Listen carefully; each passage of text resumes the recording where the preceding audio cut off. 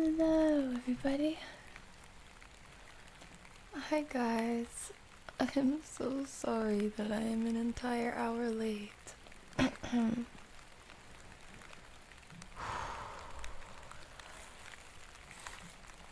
Please, please have grace for me today. I am in pain. But I am okay. I'm okay. It is just womanly things. But I'm in pain, and I lost track of time. I'm so sorry. But I am fed, I have a refreshment, and I have my Bible. I'm here to read with you guys, and if you'd like, maybe we can play something after too. I think I'm like on this weird line between exhaustion and wanting to blow up something. Like take my aggression out, so I don't know if you guys are in the mood for it, and if I'm still in the mood for it, maybe we can play something too. But thank you for those of you who are here. I'm so sorry that I'm late. How are you guys doing?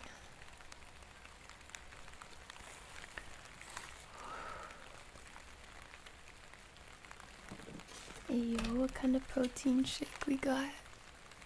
A shake sounds so good. I literally have my lips to a smoothie right now, but a shake I will take too. Also, I saw someone drop boba and sandwich emojis. Does someone have a sandwich?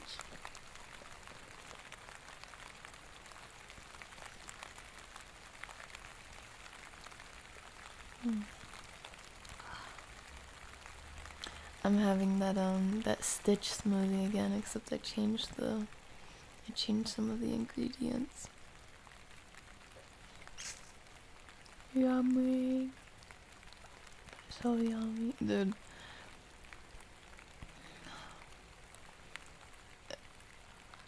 When it's this time of the month, one of my favorite things is having smoothies.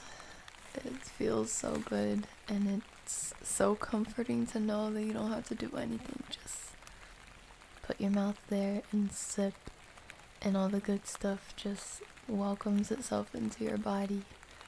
And it's cold, and it's soothing, and it's got ice, and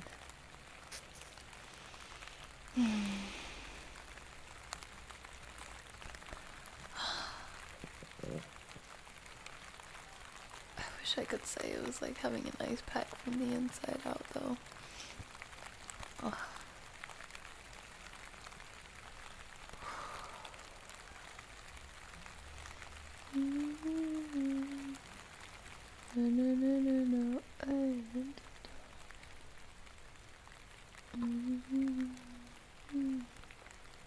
Did you wake up from your nap? I did sleep in late today. I should have taken it as a sign. I knew I needed rest, obviously, but there's a few signs you can't misplace when it comes to that time of the month. And I was having such a hard time getting out of bed. Did anyone else have that experience today, or is it just me?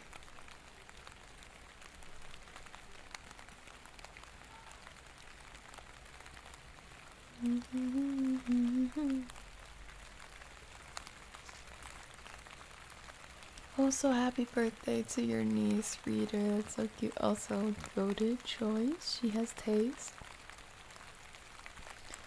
If I was there, I would be snatching up the Southwest egg rolls. Those egg rolls from Chili's are...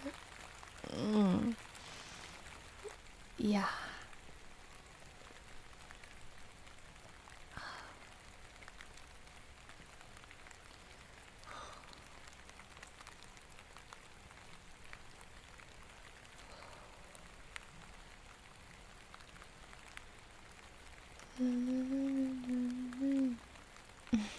Little cat in the box. It almost looks like the membership badges. Boba cat. Hi Biscuit, hi Zaki, hi Reader, hi Jay, hi Zero, hi Kay, hi Ronnie, hi Frost, hello Dead Sick, and Random.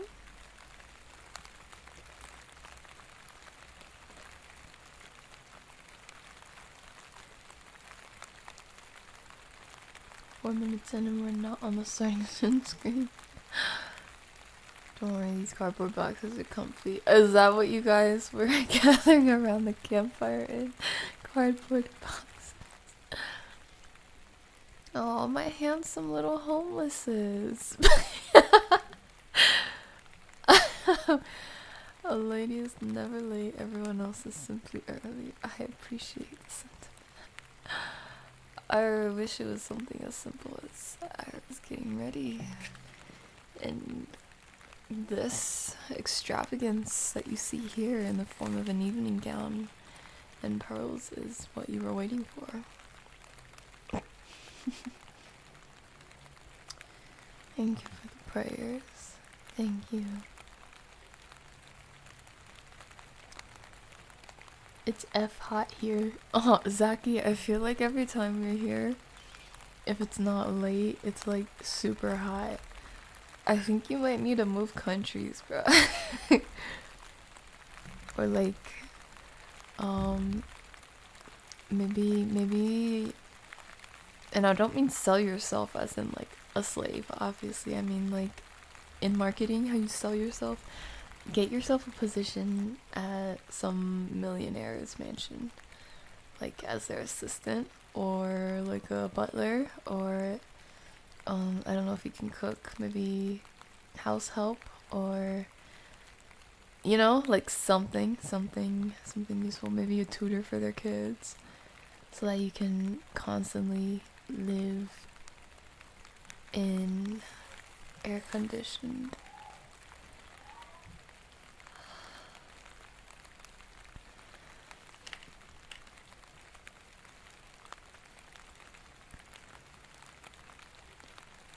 Sorry. Hi Joshua, how are you? Good, lifting 290 pounds now, and I'm relaxing with a chocolate protein shake. Later I'm definitely getting boba. Oh yeah. You know what would be sick? Okay, a lot of people tend to have some sort of stigma against getting creative with boba, but hear me out. If you can handle experimenting with textures and you don't mind thick textures with your drinks, protein shake boba. I'm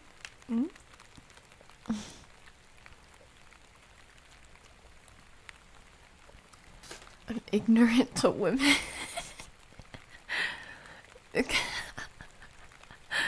That's okay. I will say though, I have often found the more expansive your knowledge on women is, not only can it prove helpful, useful in your life, but Riz. Not just Riz in general, but even when you lock down your lady, the more you show that you understand things, or you know things even if you don't experience it yourself, or you observe things, or you're compassionate about certain things, just the fact that you think about it or you're aware of it, super hot, super attractive. Women love that. Love that. Good women. Some are a little delulu. How dare you talk about my period? You don't understand, Jack. Type of stuff. Like, it doesn't matter what you say, it's just wrong. Oh, Roni's on the same page.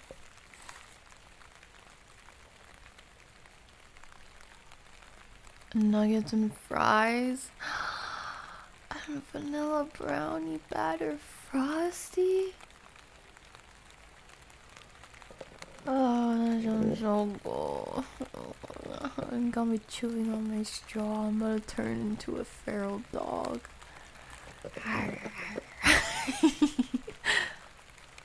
Hi, Easy Play. How are you?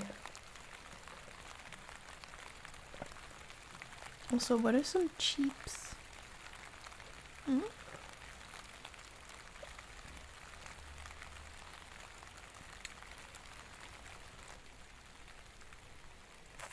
I was definitely a bit sluggish this morning. Okay.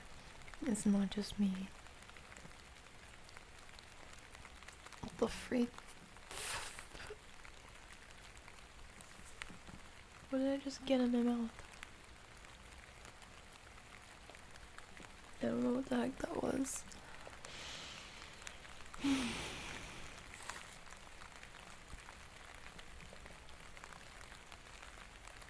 Hi, Oscar. Oscar, my love.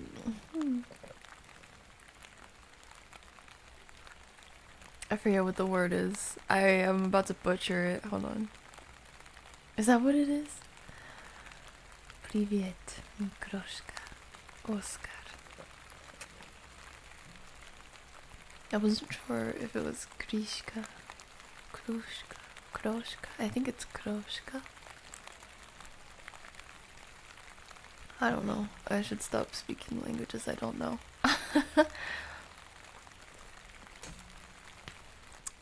Zero is kind, just, and wise.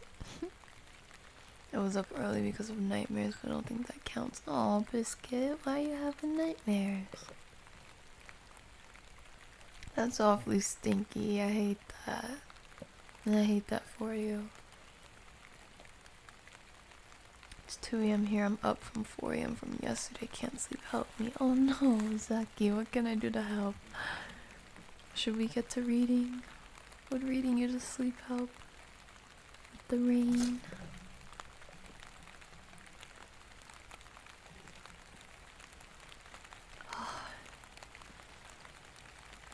My Little Homeless would be a sick story. You know, I'm not gonna say anything. Frost, just throw me as a distraction first and then finish him with your prowess. If we fit, we sit. Oh, that is so cute. That is so cute. Oh. Oh, my little homeless. My little homeless baby. Hold on, let me put this book down. My little homeless baby, come here. Let me fix your box up for you. Are you cozy in there? Are you okay? Oh man, it's been all rough out here, hasn't it? It's been tough out there, huh? Your box gets wet every Friday and you have to wait a whole day for it to dry before you can be comfy again. No, I'm so sorry, my sweet little homeless baby. That's so terrible. I'm sorry. I'm sorry. I'm sorry. I'm sorry. I'm sorry. I'm sorry. Sorry. You intrusive thoughts. Oh. Excuse me. Oh, that's what I get for gulping this down.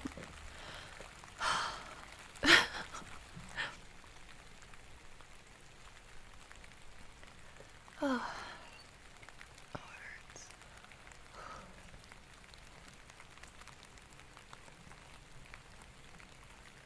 Hey, that was my idea.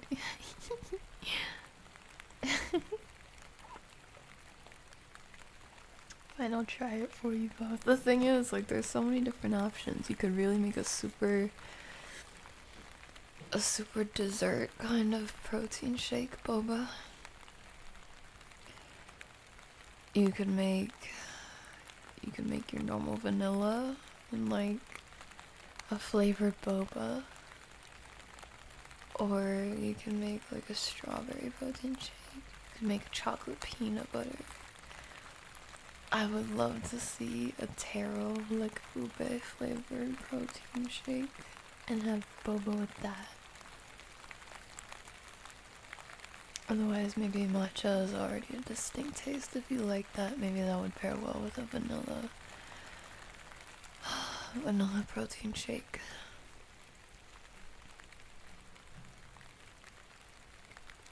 Yo, these cardboard boxes are comfy. Hi, Salty. Oh my gosh, I'm so glad you made it. Hi, Sad Punk. Yup. There's a picture out circulating out there of me stuck in a box. Stop, bro. I'm stuck. Why'd you leave these boxes laying around? It's like they're a trap just waiting for me to get stuck in. What the heck?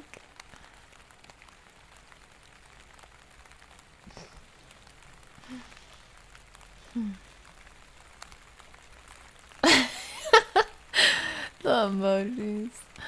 My friends made me take a test on women's health and I scored better than the women. Yo. By the way, Love, have you heard about fiction podcasts? Those stories really rely on the VA skill in sound design. Those two things being good elevates the experience and makes it more immersive. I have heard of fiction podcasts. I wonder, is this something you're interested in? So you bring it up?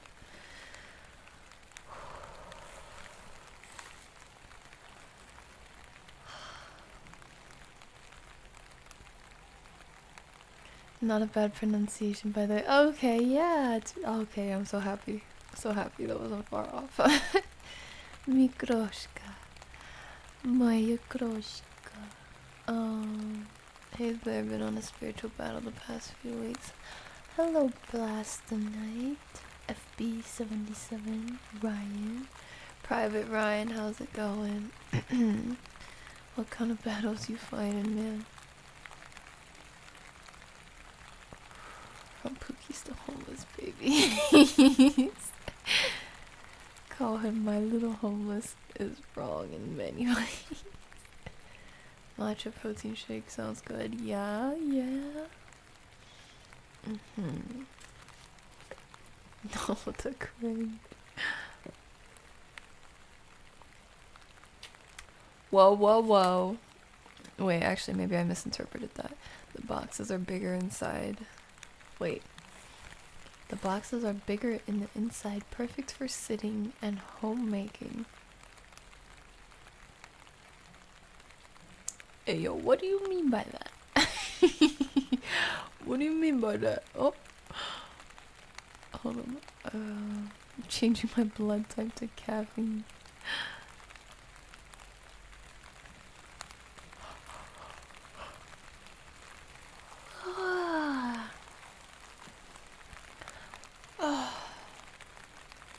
Before listening to ASMR for sleep, I used to fall asleep to horror podcasts, specifically a pod called No Sleep. 2020 was a strange.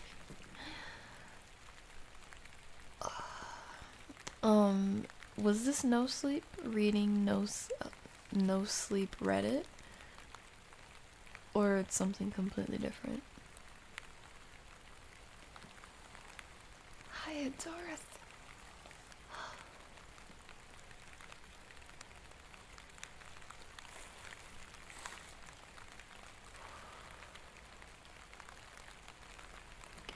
Appreciate your prayers. I've just been experiencing a lot lately. My biggest struggle being lost throughout my life. Your videos have made me fall asleep and I appreciate it, as Christian ones especially. Ryan, thank you so much for saying so. That's exactly what I look for. I'm very happy to hear. Please excuse me. I'm very happy to hear that they have been an aid in more ways than one. Please let me know if there's anything in specific that you could use. I'm sure you're not the only one. And stay strong, Ryan. I'm proud of you. I'm proud of you for coming this far. Both in your battle for lust and any other spiritual battles you might be facing. No Sleep Reddit post spread with amazing production. Do you guys like that kind of stuff? I completely forgot. I actually have read a couple no sleep stories because I was going to make a... Did I post it? I don't think I did. I edited most of it, but I got through editing most of it, and then I was like, wait, maybe I shouldn't publish this, because some of the stories are they're sick. And I was like, dang, I already recorded this. I already edited it like 90% of the way. This isn't very lavendher-esque. This is not comforting. Oh man.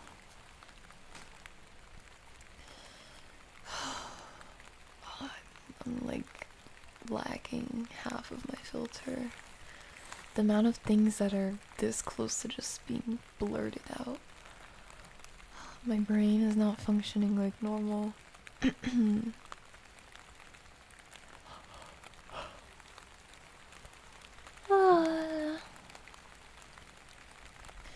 I used to listen to horror sound themes to fall asleep. Hey, not like dark ambient horror soundscapes, but like literal horror soundtracks. If anything, I could use some prayer on evading any lustful thoughts. I ended my season of singleness not long ago, now that I feel like I've learned more about true love as rather than lust.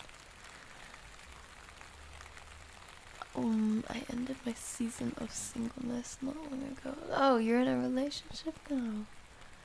Now that I feel I've learned more about what true love is rather than lust. Congratulations, Brian.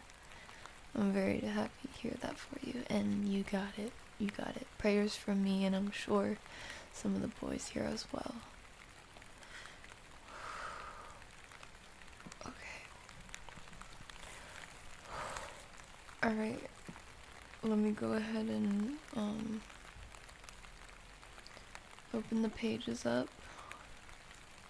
If you guys are good, we can start reading, because I don't think I can say much more.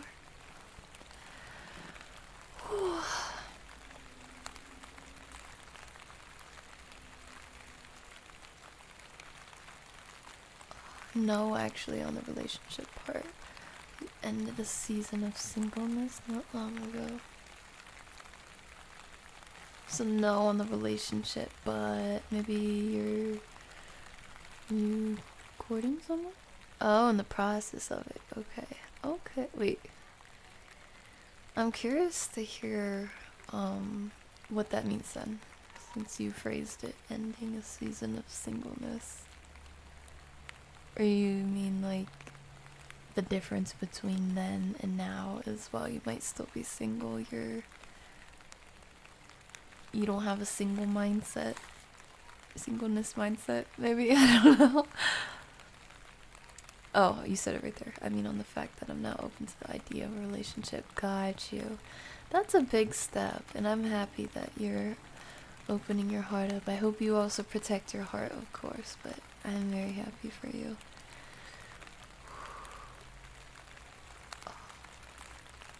Oh my god.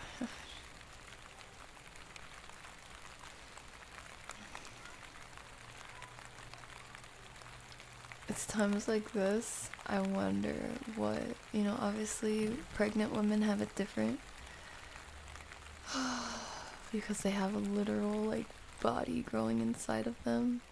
Organs rearranging and, like, entire weight on their stomach weighing down on their body.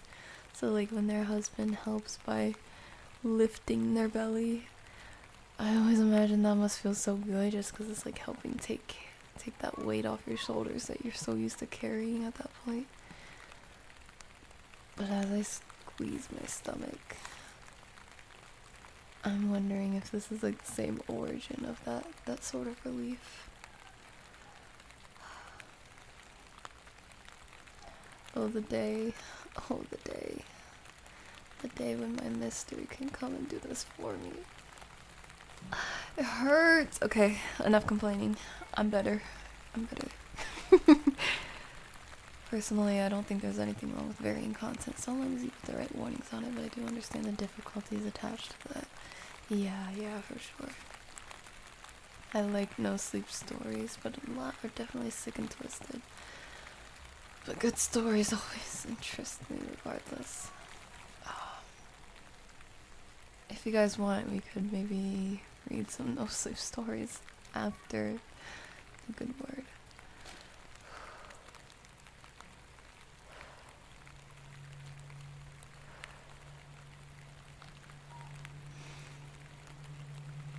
People, I will play some COD. Take your time. Good night for anyone sleeping. Take care. Take care, Zaki. Squeeze our hand when you feel pain, love. Oh, oh my heart. Oh no.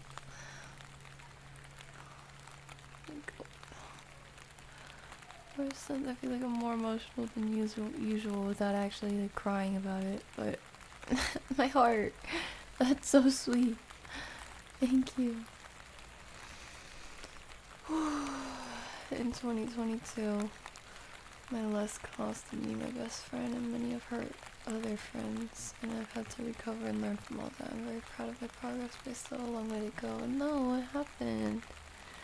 I'm sorry that you lost your best friend and more friends, but hopefully that lesson is more valuable than anything else, and it's not too late to move forward. And I hope that you're feeling that right now.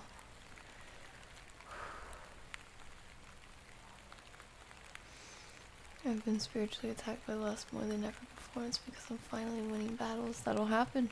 That'll happen. I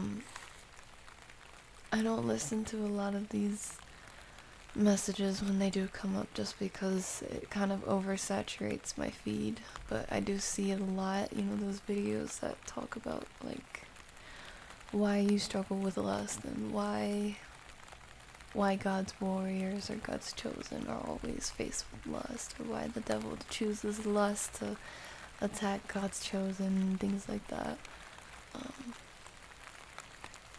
That's a whole topic.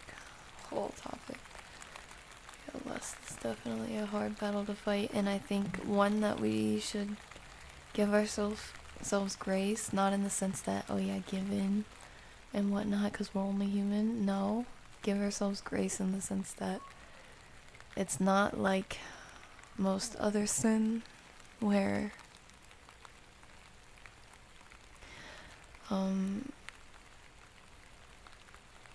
you can pretty much, at least if not completely to a mostly sort of degree, cut it out from your life. Like once you get to a certain point, you're walking with God, you're praying, you're fasting, you're filling your life with good things, so much so that there's less room for the bad things. Even staying read up in your word, or in his word. I think lust is definitely different from most sins in that regard, because it's not something you can just cut out completely 99.9% of the time. 99.9% of the time. And that's not to say you can't not give in, for sure, but I'm saying, like, it's always gonna be a mental battle, I think. And I think that's why in the Bible it tells us not to flirt with sexual sin and to flee from it, rather. I believe that's the only sin in the Bible where it says specifically flee from it. Like, run from it. Don't even try to fight it with your own strength, because you will more than likely lose. Lust is a monster, and definitely a tough battle.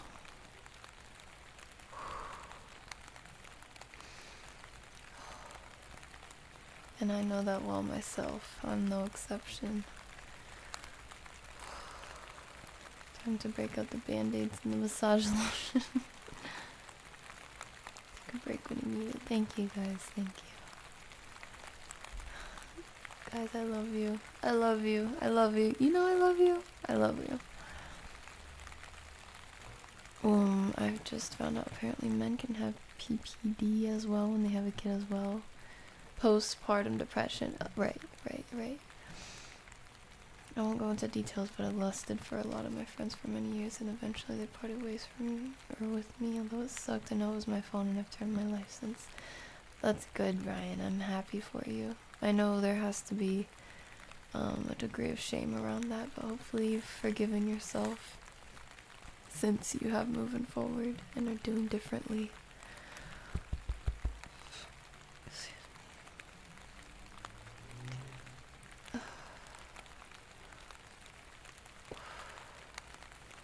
All the girlfriends I had ended up using me or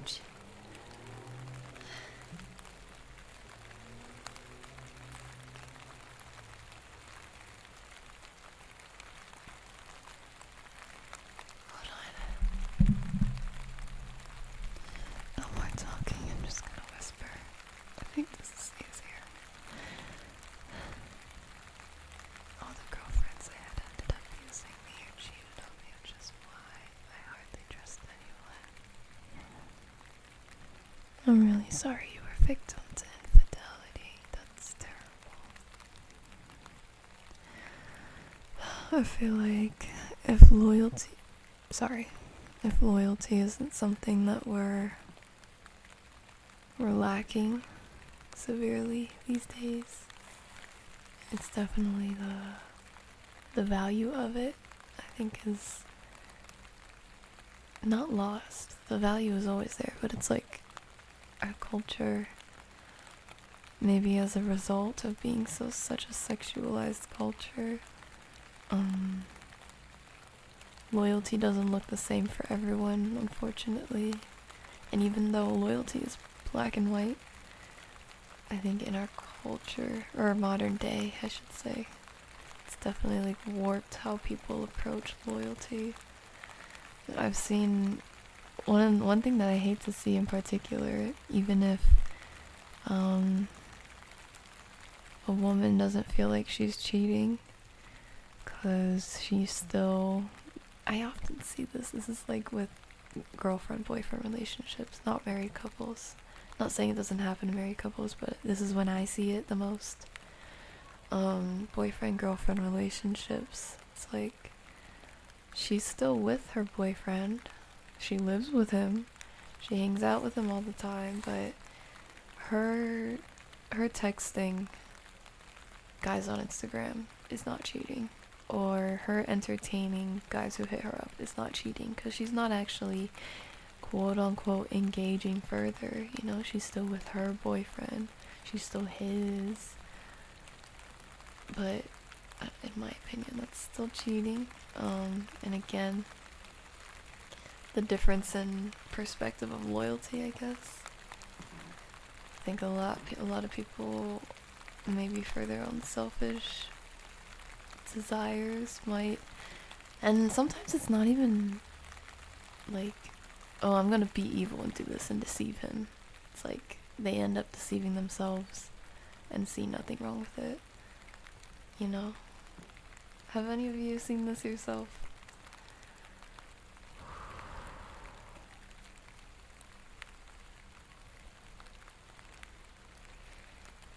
I'm not going into it to get rid of the lustfully, I'm going into the battle to control it and not allow it to impact my future relationship with the girl I find. That's great. Woman of God, I pray that woman of God comes to you in God's timing, and the right timing for you.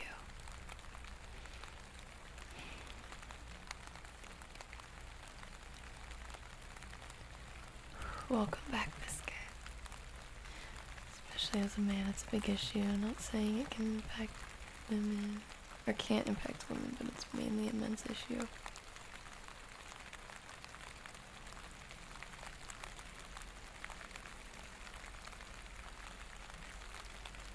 I think I agree with you to a degree. Yeah, I think it's the part where it's like not saying it can't impact women, but it's mainly a men's issue. I see what you're saying, and I agree mostly. I think it definitely shows up differently, but I'm sure men also have certain struggles that women don't face in the same way. But same on the flip side, you know. Yeah, it's a tough battle for everyone, and I commend you for being dedicated to this battle to control it. Lust is so difficult to deal with because it's not like murder or thievery. It feels good for everyone, even normal people. It doesn't immediately repel you. That's why it's so hard to fight. Yeah. For sure. David, Solomon, Samson, the list goes on. There's also a big difference between reaction and indulgence. Yes, for sure. This is golden thing to keep in mind. The difference between reaction and indulgence, because also, I guess, talking about our culture again, not just sexualized culture, but even within religious communities, what I find is the whole purity culture thing can become very toxic, unfortunately. Purity is definitely a good thing, though I think it's often mishandled and ends up leaving a bad taste in a lot of people's mouth. A lot of people, so much so that they leave the church, or get away from their families or people that care about them and things like that. It's a tough thing how purity culture, negative purity culture, can affect a person. Anyway, the whole thing about reaction and indulgence, I feel like while purity culture often talks about, or is talked about from the women's side, how she's expected to do this, but then suddenly this and whatnot. For men, I think whether you're religious or not, a lot of people have either experienced or witnessed that experience for other people where you're called out for reacting a certain way, or whether it's, something visible, people calling out something visible, or like a behavioral reaction, or whatever the reaction is, versus indulging in something. Like, we are human. I heard this in a book before, I don't remember what it was called, but he said a sentence and I did not like the way he put it, but I understand why he wrote it that way. It goes something like, we humans were designed, like God designed us as sexual creatures, sexual beings.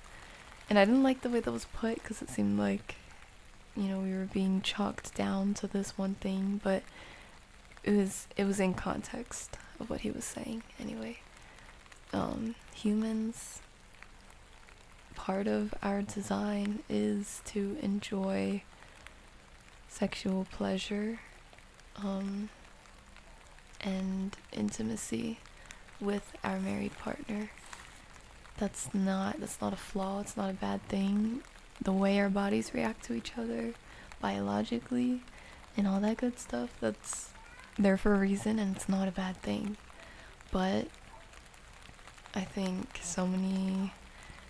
there's been so many instances where it's villainized or like made into a negative thing, or like, oh, you're a creep because you reacted this way, even if, say, it's one of those situations where you literally were not thinking anything, but you're getting excited down there physically, and that's visible. That's such an unfortunate thing, because that's so natural, but not everyone understands that. And I think that's maybe one thing that could be changed to help this.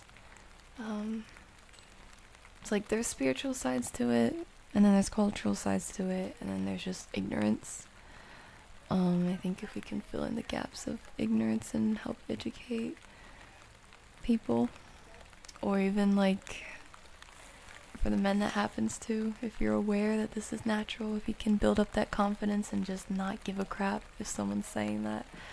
I know easier said than done, but like the more these things happen, it's kind of like bullying. I feel like what they tell us about bullying, the less there's a reaction about them calling you out for it. It's like, well, why am I the only one going crazy about it? They might actually think about it. Or you can impart your wisdom so they're less ignorant. And less people have to be called out for a natural physiological reaction.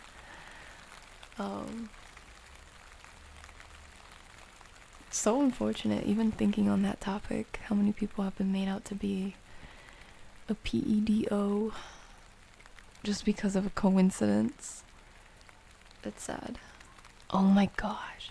Speaking of, I don't know if you guys have heard of, pretty sure the story or this case was on the news for a while, and it came up a few times because more things were discovered, but this took place in the state of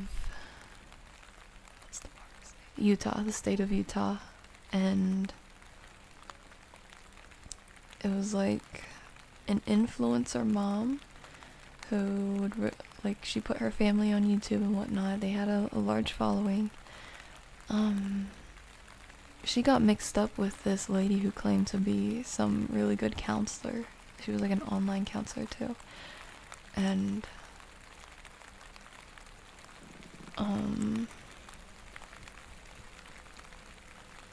this is not her that this happened to, but like this counselor that we're speaking of, she got involved in cases with multiple couples and families. She was supposed to be a couples counselor, but she would literally like tear couples apart. And I don't know how she was managing to do business for this long, because this happened to quite a bit of people, where she was doing the absolute opposite of what the therapy was supposed to offer. But anyway, we're not talking about the influencer family. There's another guy who, you can look this up and probably find his story, but he was part of the LDS church and ended up getting excommunicated because, you know, people were trying to dig up stuff about him and frame him and things like that. But eventually he moves away and he tries to clean up his life, and he does. And then he meets a special someone. I think he ended up going to BYU. If you don't know, Brigham Young University, owned by the Mormon Church, pretty sure. Founded and ran by them. He was going to this school, and that's where he met his wife.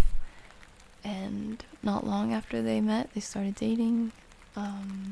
Ended up getting married. Not long after that, had their first kid. And long story short, everything was dandy until it wasn't. Everything was good until it wasn't. And when they were having problems, she was like, I want us to do marriage counseling. He was like, okay. And she found this lady, and it was not a good thing for them. This lady was getting in between them, and eventually he was catching on to this. But the wife didn't seem to think so. Obviously, she was like villainizing him, thinking, you know, why are you trying to make this into a bad thing? We're supposed to be getting closer, or like fixing this. But instead you're blaming the counselor, or you're blaming me, or blaming everyone but yourself, or you don't want to stay here and fix things, so you're trying to run away. But so he sucked it up, but this counselor lady was evil. She was trying to basically whisper in the wife's ear to get them to separate and cause more conflicts within their relationship. But anyway, I bring this all up because the whole PEDO by coincidence thing, one of the things that she had put in her case against her husband was she made a statement that he got a physical reaction when bathing their child. I forget how old the child was, but they were a baby. So they obviously couldn't bathe by themselves. So he was bathing them, and she was saying he got a tall building downstairs, and this was her statement against him. And obviously this looked really bad for him until he actually managed to gather more statements and evidence that would explain what actually happened. And it was basically, well, let me put it this way. What she said was true, but she said it in a way that was very misleading. He did not get a tall building downstairs because he was bathing their child. His statement was, him and his wife had not been communicating for a long time. Like, one of the things that this counselor was known for doing was employing no contact for couples, which you don't have to think hard about that. But part of this whole no contact method is literally like a whole contract between the two, saying like, okay, I absolve myself of all the responsibilities of your wife. I don't need to do X, Y, and Z. I will still take care of the kids, but don't expect me to do X, Y, and Z or remind you to this and da da da da. I am my own person. You're your own person, and we just live in the same house.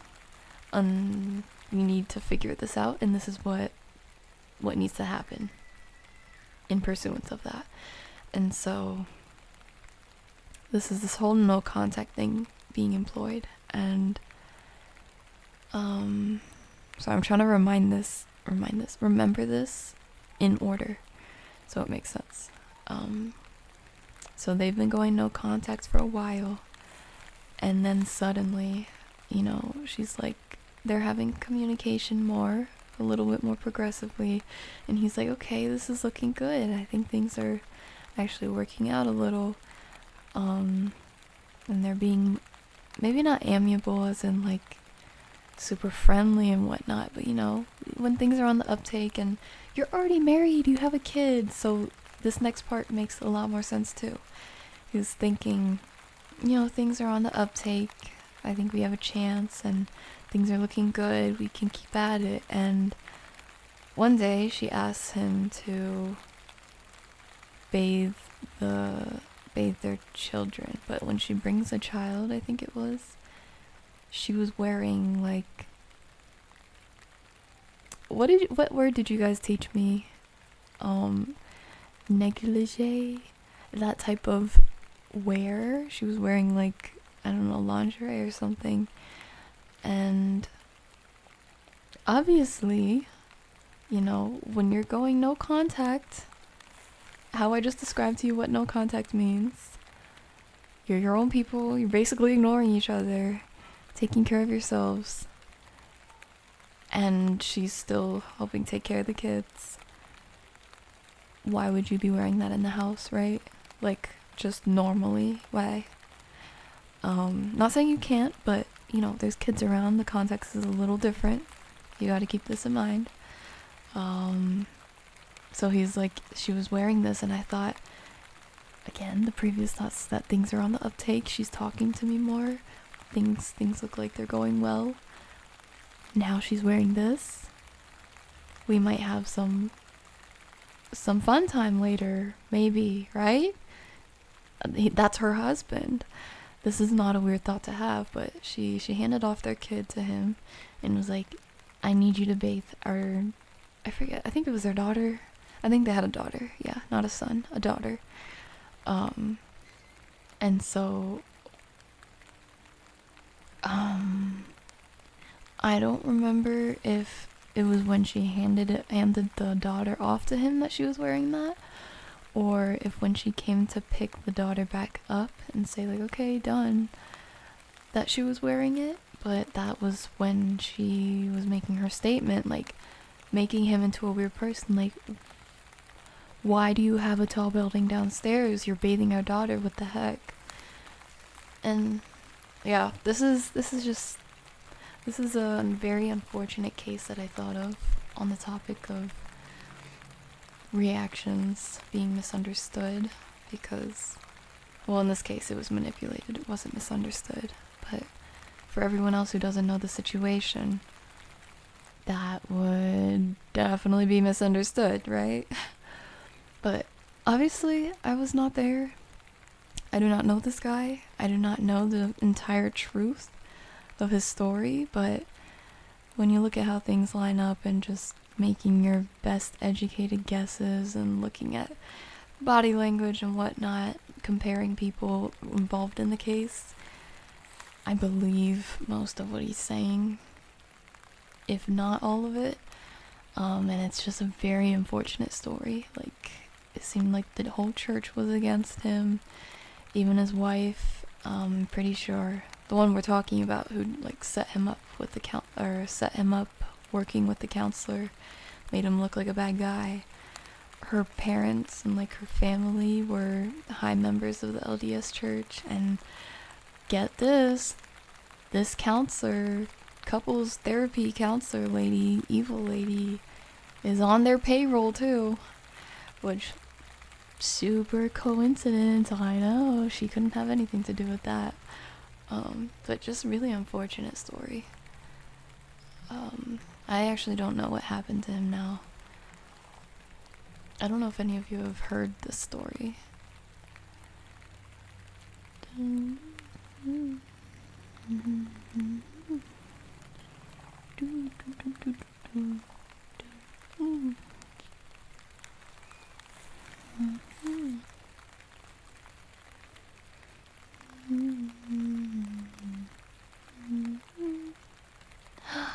Oh, it's a Nani. Hiya, Bliss. Thanks for coming around, you sweet pea. I love you.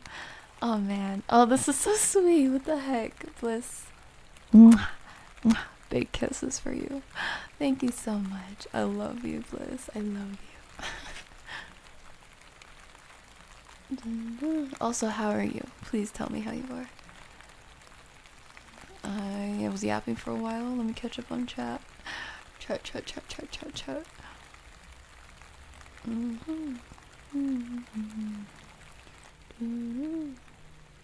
Yeah, I've seen way too many stories of what some people consider is and isn't cheating. Some answers are wild and sometimes sad.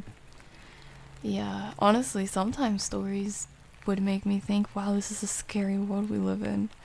Or sometimes, like, I would hate to be a dude on the dating market. There's too many deceitful women out there. Don't get me wrong, there's good ones too. But a lot of deceitful ones too.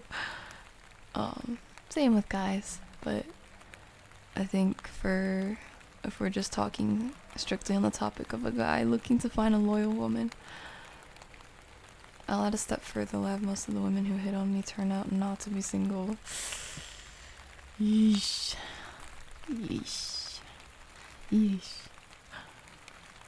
Thank you guys, appreciate the bro. Oh my gosh.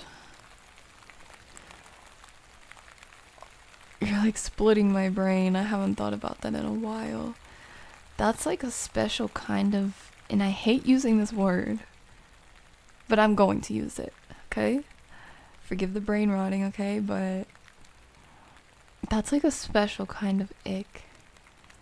I think that's the only ick that comes to mind for me, is like, you know, it doesn't even matter entirely how you, I'm gonna talk about me specifically, how you hit on me, even if it's, you know, it's not my taste, or I think that was bad riz, or whatever, like, yeah, that's not doing it, dude. Like, I don't care, you know, someone's gonna shoot their shot, I'll respect that, as long as it's respectful, obviously. But it does not matter how good it is, or how terrible it is. Anywhere in between, it does not matter.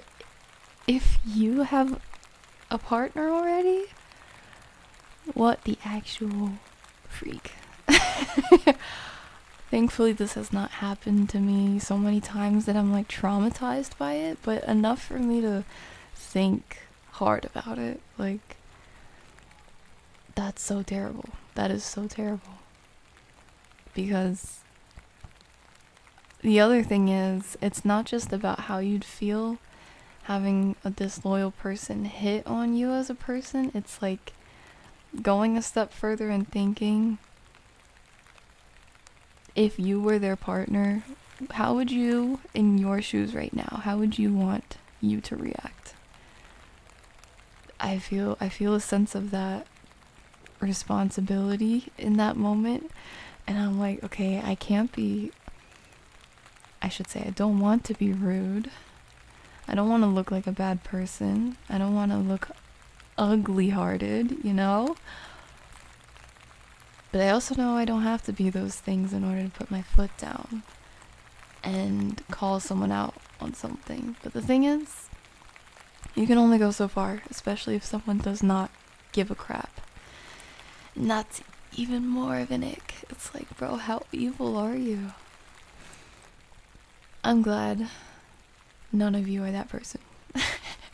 And I hope you guys are also the person who would call them out on that.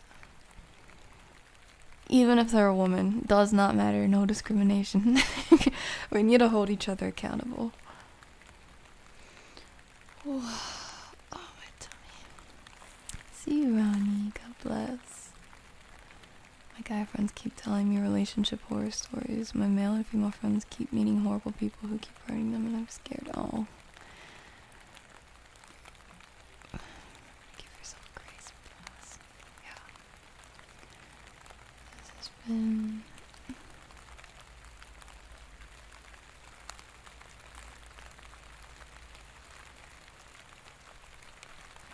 Lust always begins in the brain. Whenever you encounter with lust, then your mind just think about something else immediately and breathe heavily. This method helps me a lot. Good. I think part of that, I forget what the word is, like mind-body reaction there, that psychology. Deep breathing, I think we underestimate a lot. It's not just a relaxation technique. It actually regulates certain parts of our brain and our emotional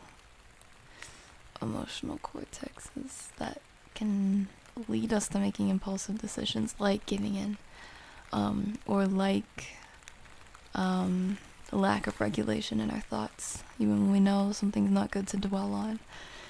And that's why something that I actually liked seeing recently, it was like a video of parenting, like an example of good parenting, basically.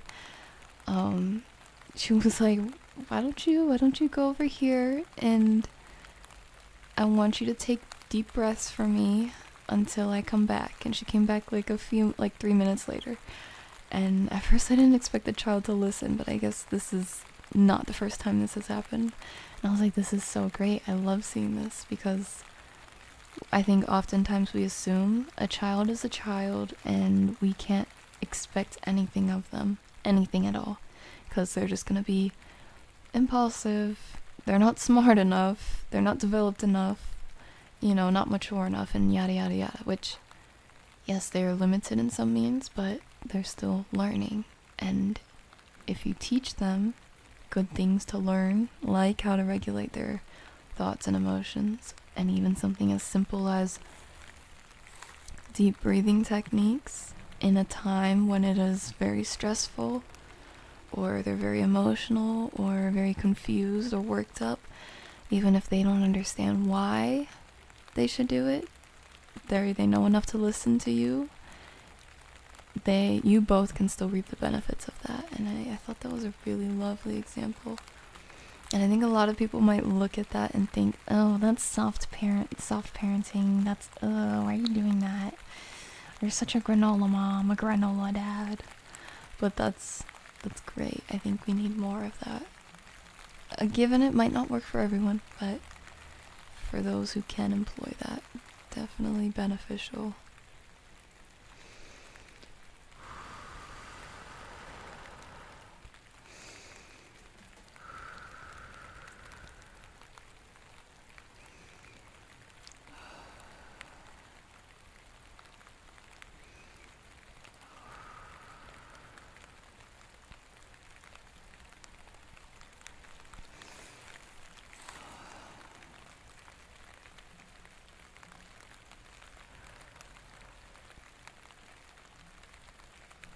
Oh, my phone died.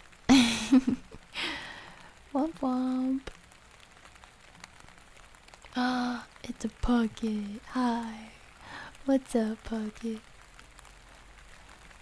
Oh, Pocket is such a cool kid. Do you guys know that?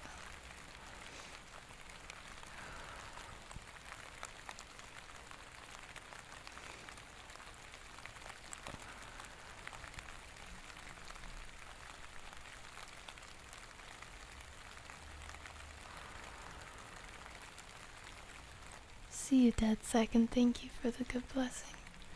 Story sounds weird, but even excluding a long time no communication with his wife, random things just happen sometimes, and sometimes they happen the worst possible time. Yeah.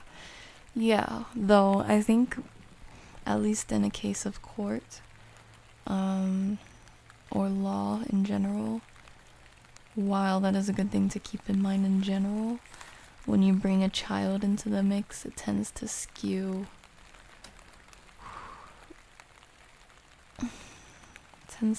things, whether it's emotions of the jury, emotions of sometimes if you don't have a level-headed judge, lawyers, prosecutors, people's minds can go a certain way very quickly, even if they don't say anything immediately about it. People can tend to already have a bias when a child is brought into the mix. Because I think a lot of people also have some conception that if a child is involved, these natural things will just not happen because they're associated with other things. And so because it's associated with that other thing, if that's happening while the child is around, then the child and that other thing must be associated, which is not good logic. Especially when we're talking about natural physiological reactions, but that's just the reality of things, sadly.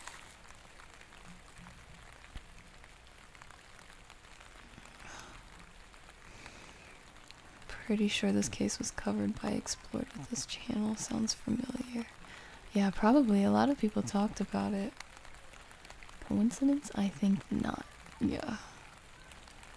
Hi, Anonymous Scribes. Good to see you. Can we plug in this?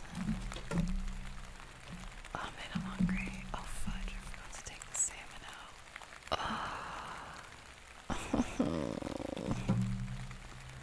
I don't know what I'm gonna eat for dinner. I do not have the strength in me to cook. Oh well, don't think about it now.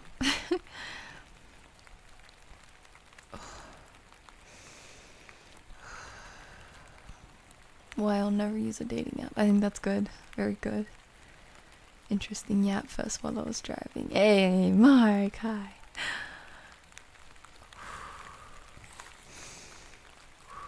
Good to see you, Lav. I'm good. Not confident enough to try streaming again yet, but you're showing me how it's done.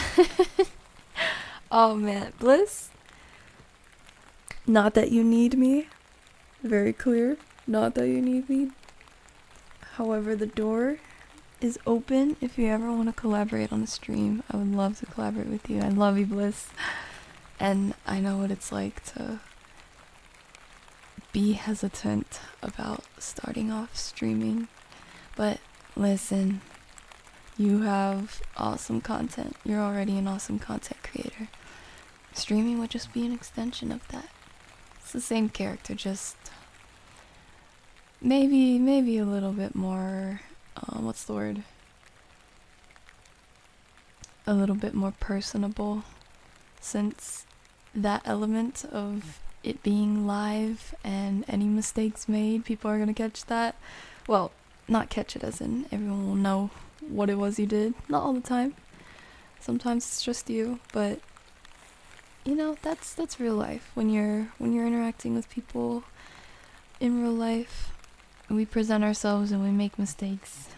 That's also part of us. It's okay. I think streaming is just like that too. So I hope that's some encouragement, because you're awesome. And I remember your birthday stream was the last one that I caught from you. I don't know if that was your first one or not, but I enjoyed my time there. I honestly do not watch people stream often at all.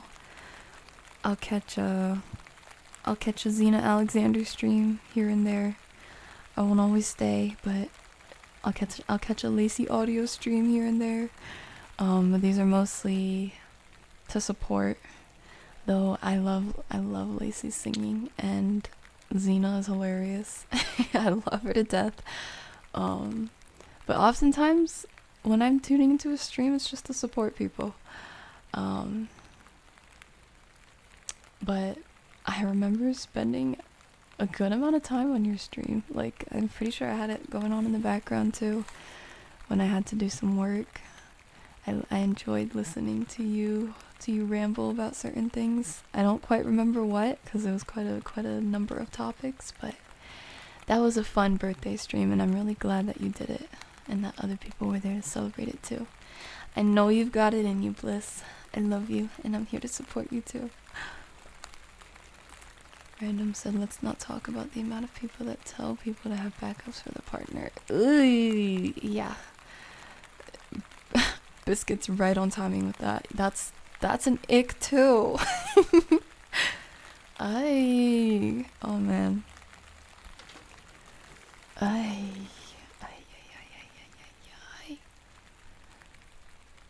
That's so, I remember, this person is not my friend. I honestly don't even remember who said this. This is how much of a not friend they are. But it was someone that I knew for a time.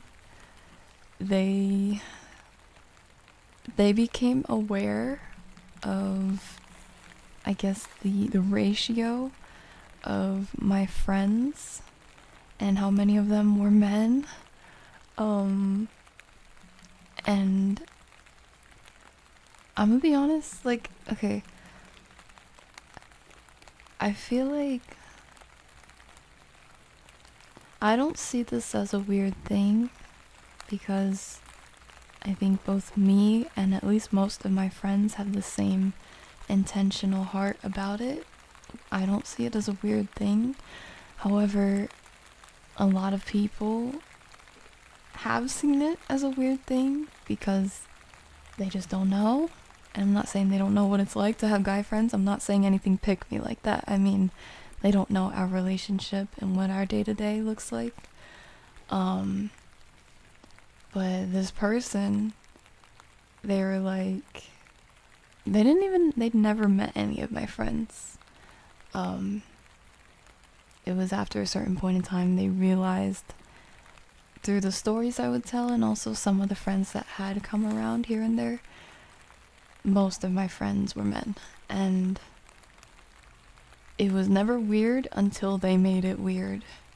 I'm talking about this person. And they made it weird by saying, well, they made it weird at first by kind of dropping hints, you know, the kind of hints, okay, there's the hints on the left side that are like, hey, I should be one of your friends, but also friends that are not friends, because I know your friends are not friends. There's that left side, and then there's also the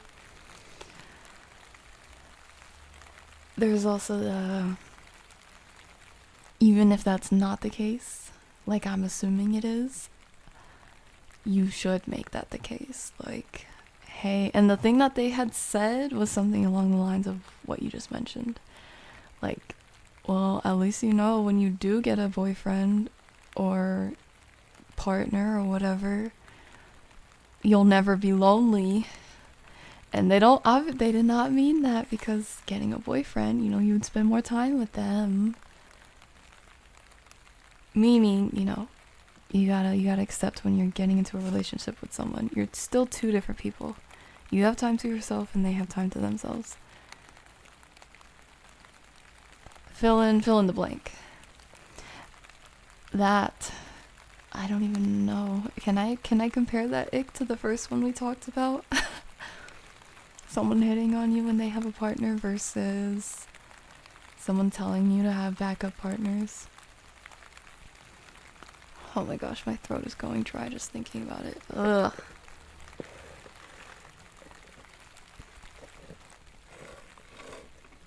Did she just ask for El Riz?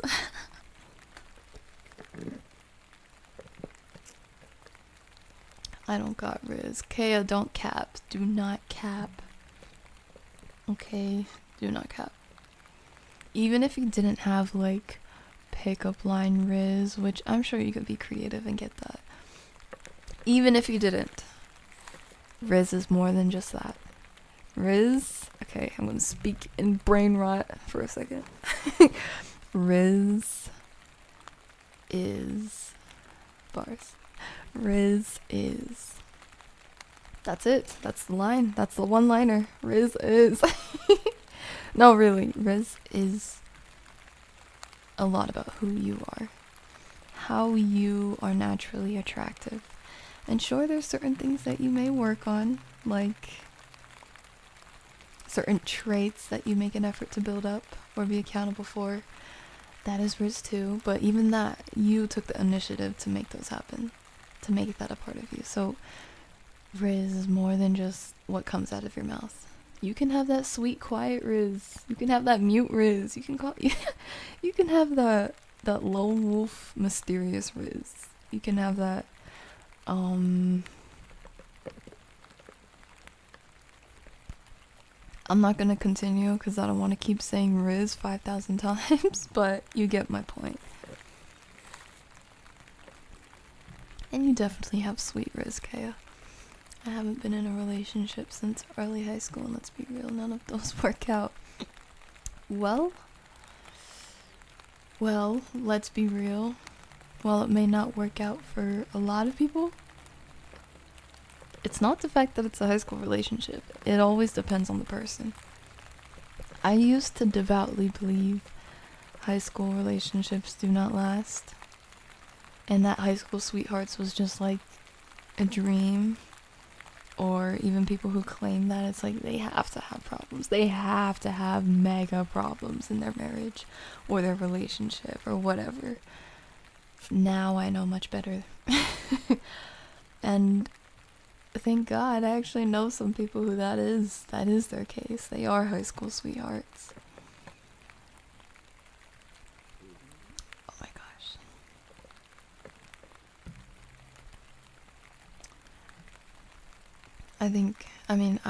I was myself one of these people, quick to assume that because a relationship starts in high school, high school, we're young, we have a lot more decisions on our plate, especially if we're nearing the end of high school. We don't really know what we're doing with our life. We haven't thought about all the important things that young adults or more mature adults think of when dating seriously. I'm talking about like the important values to consider, how you match up with someone on an emotional, maybe spiritual, mental level, if you're satisfied with each other's level of ambition, if you see the same futures for yourselves,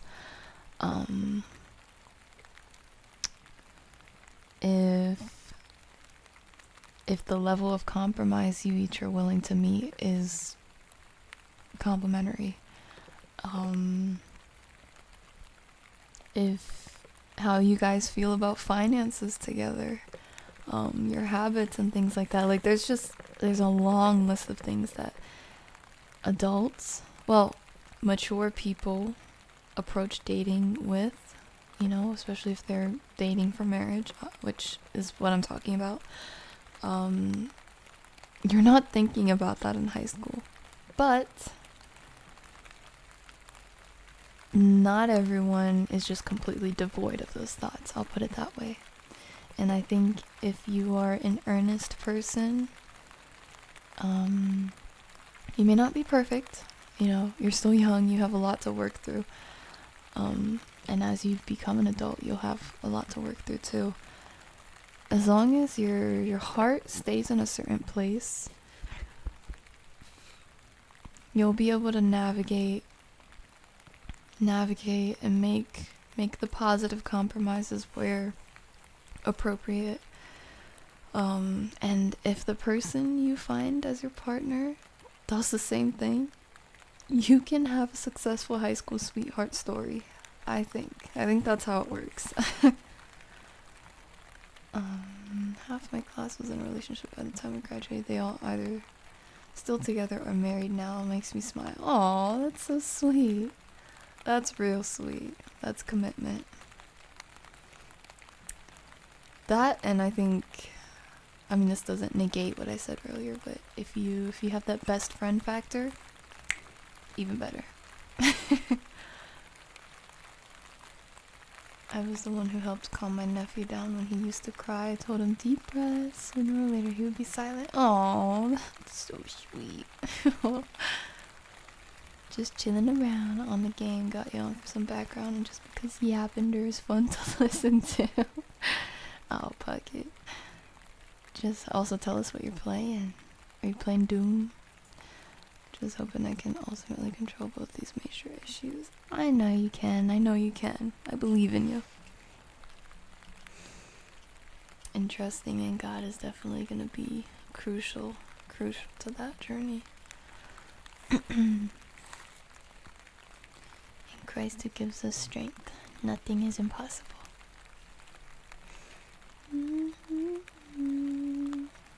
Live, laugh, laugh. Oh yeah. Ooh. Chat's going a bit faster. Thanks so much, Lab. Thanks so much, Lab. I'm always up to collab. My birthday stream was deaf better with you. Oh gosh, you're making me look like I feel like Patrick when his teeth go all round and his cheeks are all rosy and purple. And the starry eyes. Gosh. Here's to creating more content soon. Hey, cheers. Yeah. Let's get some hearts up in there. That right there is a big one. You both have your own personal time. Yeah. My closest friend is a girl. She says I'm the only guy she's known that she didn't have any lustful intent. Autocorrect types didn't twice. No idea. Got you. You know what's funny? I feel like a lot of people would read that and be like, dang dude, she just friend-zoned you. Or like, that's worse than being friend-zoned. She said she's never looked at you that way. Oh. But no, I feel like, especially if that's fully true, that's such a pure thing. And that's awesome. It's such a pure thing. I remember there was, I don't know which one to bring up first because this is relevant. When I was a little girl, my first best friend was a boy, and he was the cutest. I still look back on this. He was the cutest. He was a short little guy, obviously because he's a kid, but I mean, like, compared to the rest of our class, you know, we went through elementary school together. He was a short little guy, and he had freckles, the beautifulest shade of brown hair, and like very, very pretty icy blue eyes. And that was my best friend, like, throughout all of elementary school. And I loved that he was my best friend. We did everything together, and I loved learning about the things that he was into. And he would listen to me yap about nerdy things too. And I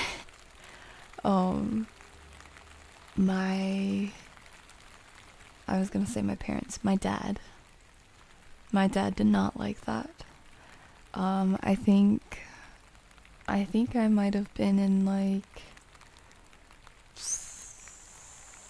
4th grade already by the time I mentioned this.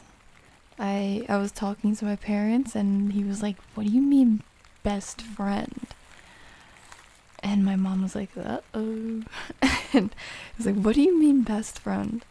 And I was like, what I said. Not verbatim, but just very innocently, you know? Yeah, he's my best friend. And this turned into a whole thing. And this was the first time ever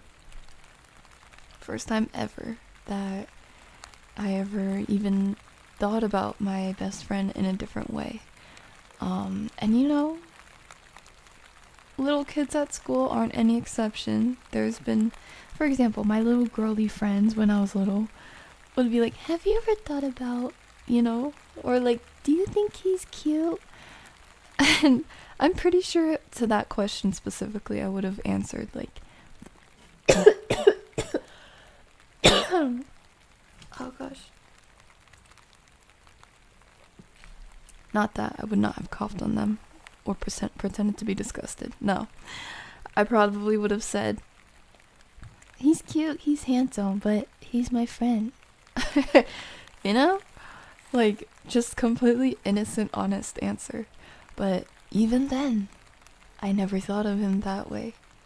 It wasn't until my dad was the one to really press on this idea that I ever thought about it differently. And I got so upset that night, I remember, because I was like, I'm so tired of hearing this. Like, it's, and I'm a little girl too.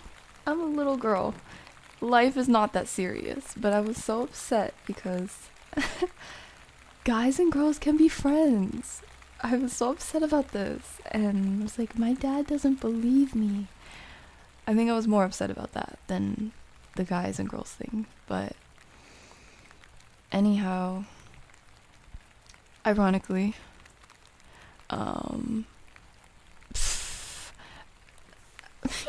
ironically, he ended up asking me out a year after that. But that does not change my statement. That does not change my stance.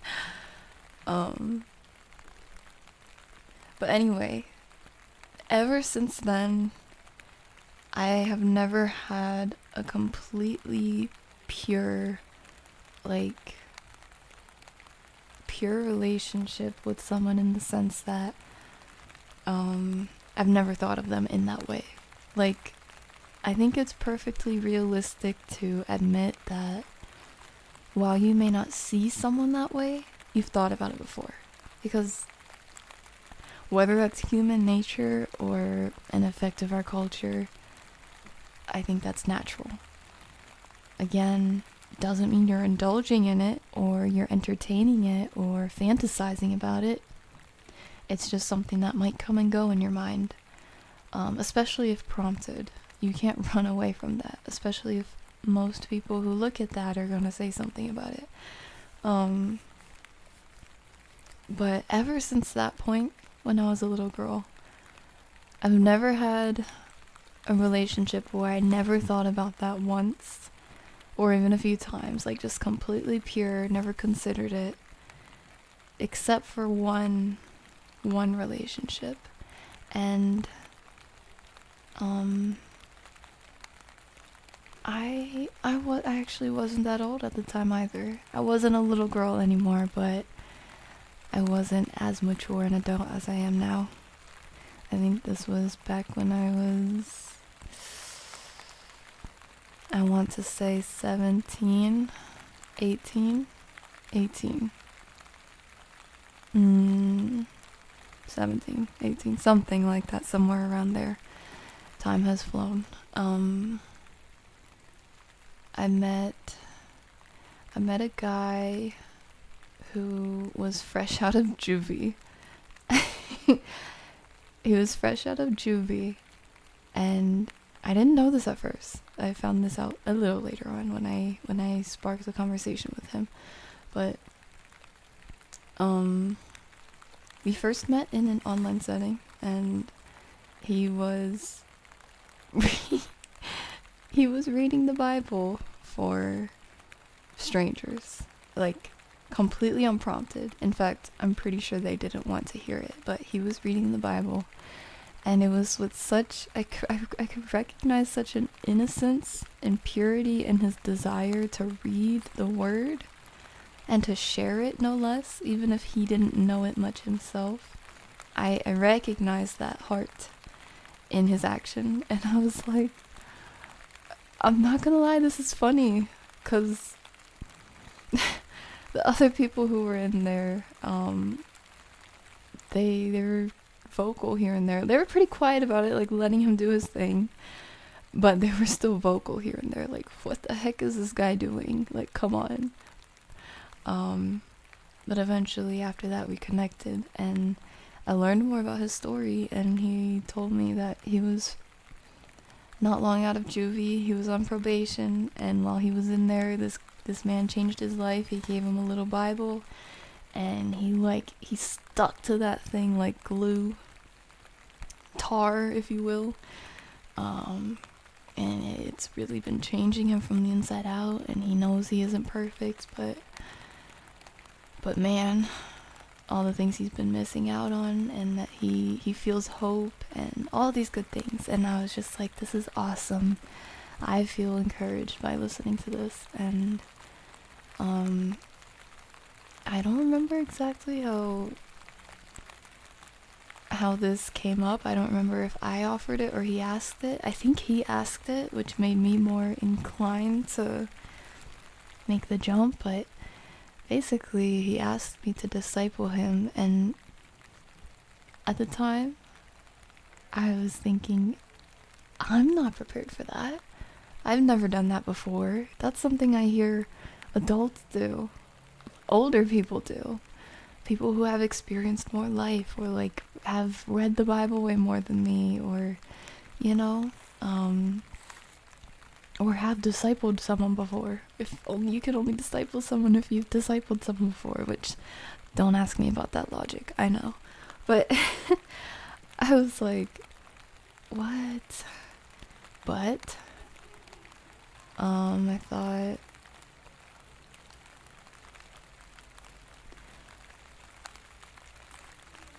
let me get out of myself, get out of the way of myself, and for this potential blessing, because if I give it a try and I find that, okay, I'm really not cut out for this, at least I can find it out, and like stop it before I cause harm. But back then I was very spiritually involved, and I thought, even though I know I'm not perfect and I'm not a teacher, I'm still willing to be a tool if God will use me for that. And if this guy asking me this, I'm a woman too, that's the other thing. I think I have a little bit of a traditionalness in me that's like, not only am I not a teacher, I'm a woman. How can I disciple you, a man? Or I guess dude, we were young still, but I said yes, and that lasted for almost a year and a half, and at least a year, and that was one of the most fruitful relationships of my life, and it was purely friends. I never thought of him that way, and that's the one relationship that always comes to mind when I think of, wow, that's like, when I think of a pure relationship, because I've never really had that before. I feel like my mind is already such a mind on wheels all the time. Even if I'm not trying to entertain an idea, it's like I've considered it before. Maybe ruled out the reasons why I should or shouldn't. But I've thought about it before. I've never had that with him, because that was such a pure relationship and had such pure intentions. We both had similar goals and values, and just all the deep conversations and the great memories, such purity. That's the example I hold in my heart for that, because it was always a relationship that I felt safe in, and we were just friends. And I always hope that people can have a relationship like that with them. And I don't think it's too late, even as an adult, because I think even more so as an adult, we find and we discover parts of ourselves that are maybe what we call unhealed traumas, or like our inner child, or things that we haven't addressed or fixed or thought about yet or haven't experienced yet. And if a pure relationship is one of those, while I think the more years we add on to us in age, we think we've lost hope because we're so old, or like we've seen so much already, how can we have a pure relationship? But that's the beauty of Christ, that's the beauty of God and his design. Purity is not something that can only exist from when you come out the womb, and once you're defiled by the world, you're defiled, you're soiled, you're done, you're cooked. No. There is always an opportunity for you to have a pure relationship if you seek it, and I think that's such a beautiful thing. You also have to be willing to do that, and that also has to be something you want. And yeah, I hope this speaks to someone who that's something you've thought about but never thought you'd actually be able to have, or maybe only dreamed of. No matter your age, your gender, your situation, your environment, your life experiences, it can happen for you. It's not too late. And I really pray and hope, and I would love for you to experience that, because honestly, better than any other kind of love there is. Not romantic, not sexual, not just platonic, that pure love. I really hope that you all get to experience that. Even if not in a certain relationship consistently, at least in certain moments or memories that you make with people. It's such a precious thing.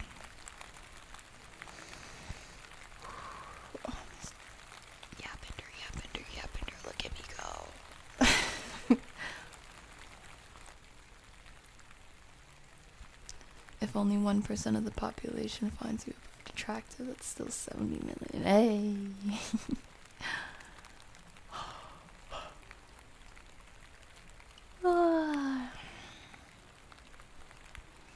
Random dude said, dude, I remember a couple weeks ago a friend of mine found out his girlfriend told her whole friend group chat about their first time, like in detail without asking him. I was like, what is the thinking behind that? Oh man, that's a whole nother topic. Should we talk about that, guys? Oh man.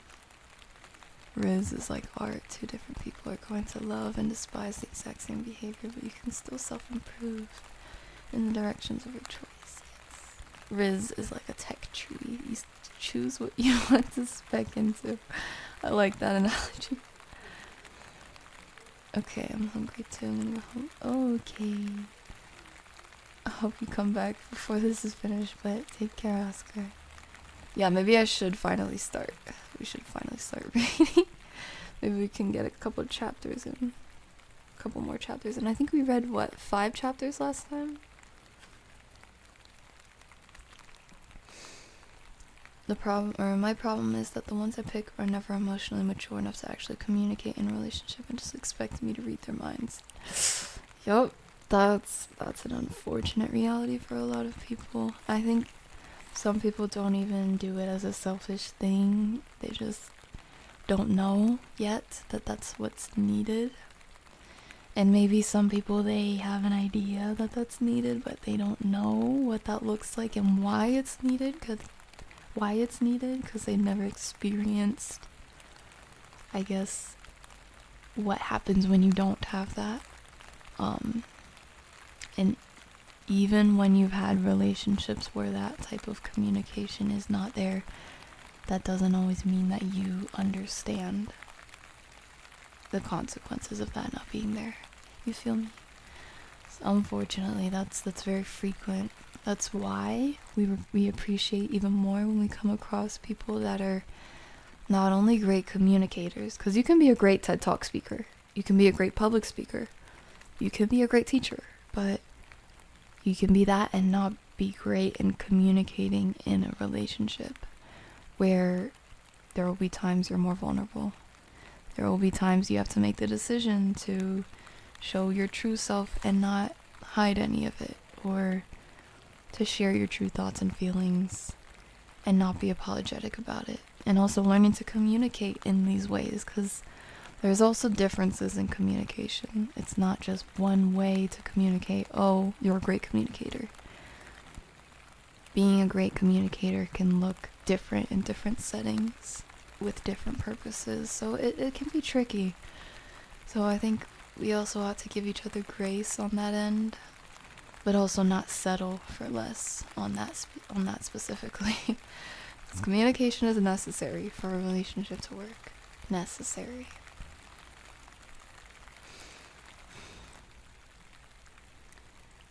Oh, my stomach. Oh, guys, can we please have a pookie puddle where you guys just like football pile on top of me, squeeze my stomach down into the ground, into the core of the earth, please. Puckett said, crushed on a girl for 3 years in high school. She just got married and is still one of my best friends. Blessed my persistence and stubbornness didn't push her away back then. Oh, that's lovely. I love that. And I love that the good relationship lasts beyond pursuit or interest. A lot of the thing you said about some people thinking, dang, dude, she friend-zoned you. I think dudes saying that have never considered a genuinely, deeply loving friendship. Yeah, that's often the case. It's often the case. Or what also sometimes happens is maybe they know that exists. Maybe they know that they want that, but they know they don't have that. Or even more so often, they feel a lack of hope that they can have that. And so it comes out in different ways, and this is one of them. Projecting onto other people. I'm not saying that to be mean or any kind of way. That's literally the reality. A lot of people project things without realizing it. And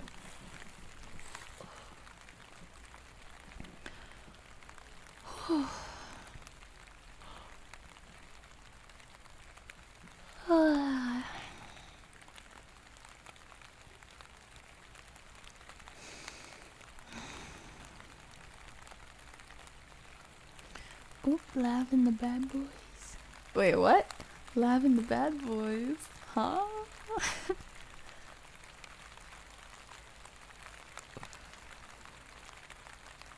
But the question is, did he think of you that way? Yeah.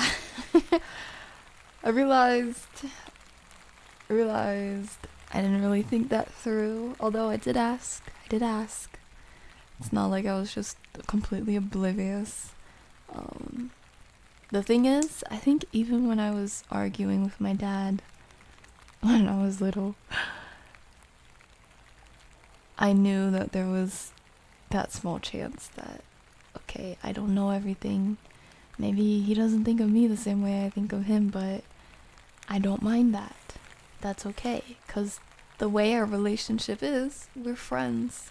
And the way we talk about things and are honest with each other, nothing gets in the way. So there's no problem. But that's the way I saw it at the time. But I think the fact that I thought I don't mind that if my best friend did like me, the chance that he did, shows that I probably liked him too. I just didn't know it. Because I was innocent, you know?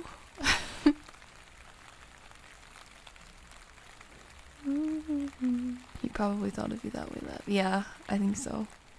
I think the Princess Leia pigtails probably was the nail in the coffin at one point too. Oh, Bliss, I love you. Thanks for the generous super chat. You're so sweet. And catch you next time. See you and take care. I disagree. Once you lose it, there's no getting it back. See, I'm wondering if you're talking about innocence or chance at a pure relationship, or like purity.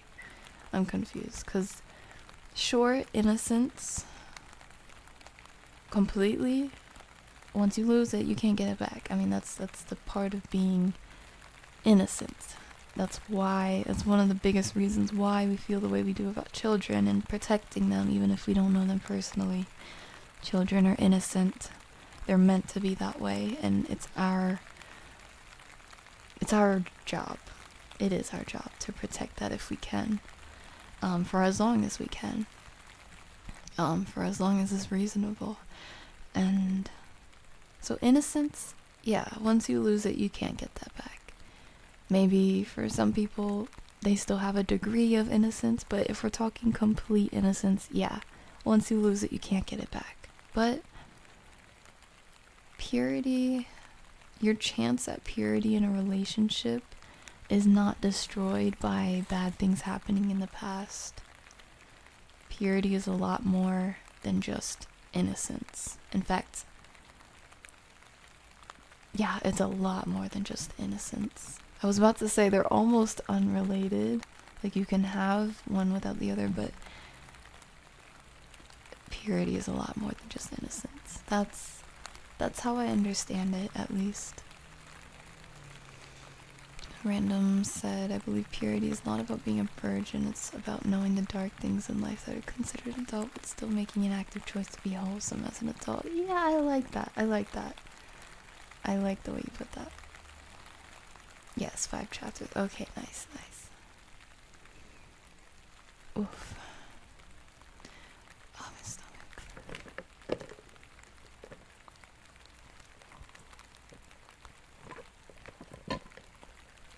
Oh.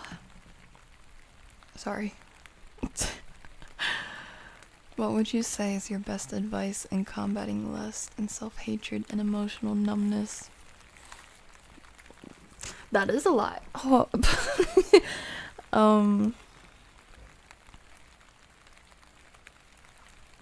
That's a lot. Okay. Combating lust, combating self-hatred, and emotional numbness. I'm gonna pin this because I want to come back to this, if that's okay.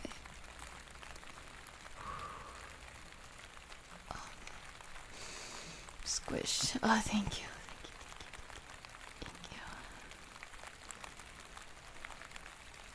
No, purity. Okay. Although once trust is gone, it's very hard to earn it back. This is true. Is your tummy okay, Lav? It's okay. Thank you. I feel like it gets better when it's noticed. I think my tummy wants attention, but she's too shy to say anything. So she just squeezes and pinches and twists me from the inside out. Just kidding. My tummy hasn't been great today, sadly. Oh, I'm sorry. Kisses for your tummy, too. But you weren't honest with each other if he was harboring feelings. I'm going to say, sure, there wasn't 100% honesty if he was harboring feelings. However, that doesn't mean there can't still be honesty in a relationship if you're honest about everything else. Like, you can't say that because he wasn't talking about how he had a crush on me or how he felt about me, however you want to put it. That I couldn't trust him when he says that he, I don't know, has collected 56 Lego sets. I don't know, I'm making up something stupid, but you know, or if I ask if I look okay for picture day, you know. It's so sad to hear that story from his perspective. I don't think it's sad. We had a really good relationship, and while I can sympathize on the part that's like, oh, what that must have felt like, keeping your feelings to yourself. Mind you, we were elementary school aged, and mind you, we ended up dating. So it was a happy ending.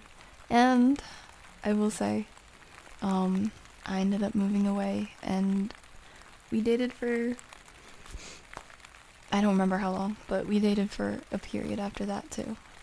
And we kept that long distance, and then he was perfectly honest when he said, I'm starting to like another girl at my school. And I was like, okay. And that was that. You know, I cried, obviously. I really liked him. And that was my best friend for years. But I got over it. That's life. And it was a fun time while it lasted. We enjoy each other. I don't think it's a sad story.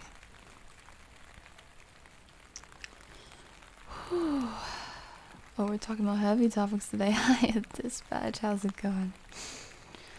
Oh man. Okay. I think we should go ahead and read our chapters, and then we can address this pinned comment, and then we'll conclude the stream. Because Lav needs a hot drink or 10, and food. Hot food. Oh, and cookies that I don't have to make. Okay, let me stop whining. Bible time.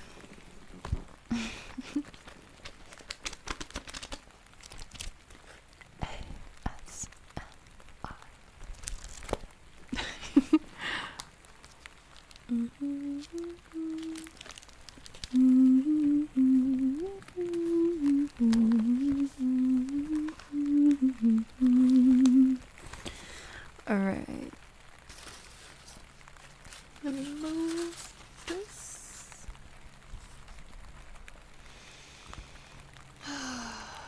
Yes,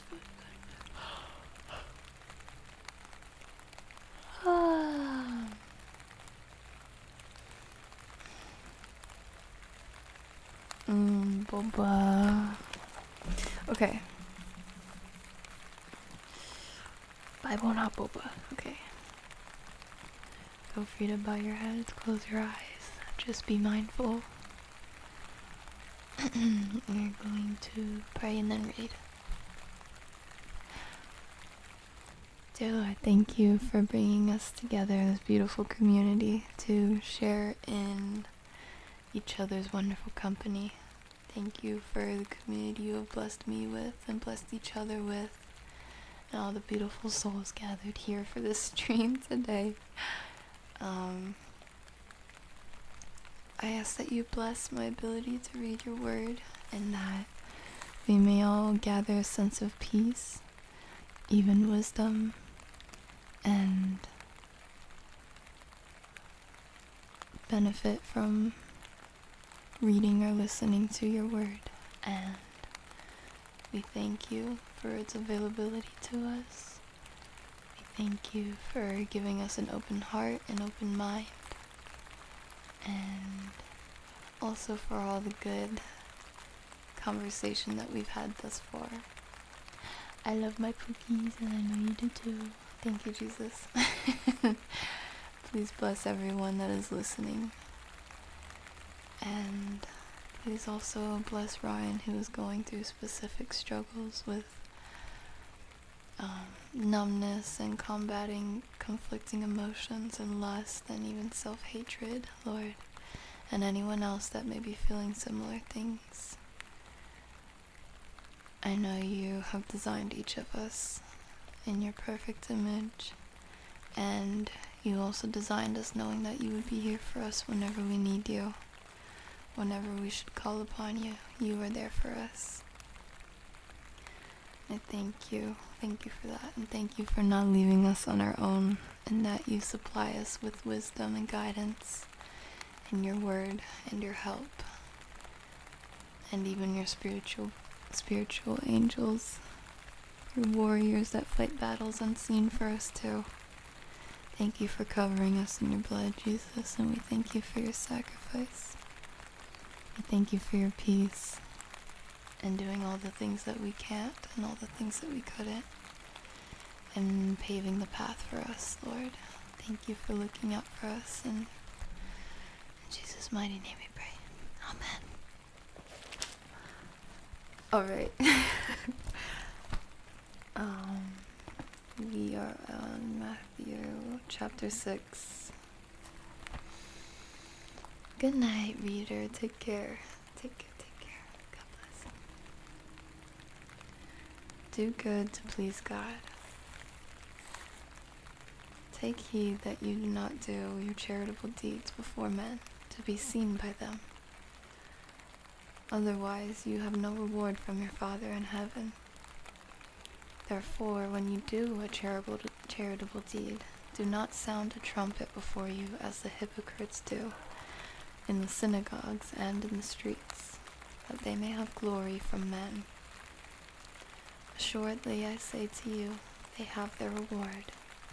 But when you do a charitable deed, do not let your left hand know what your right hand is doing, that your charitable deed may be in secret, and your Father who sees in secret will himself reward you openly.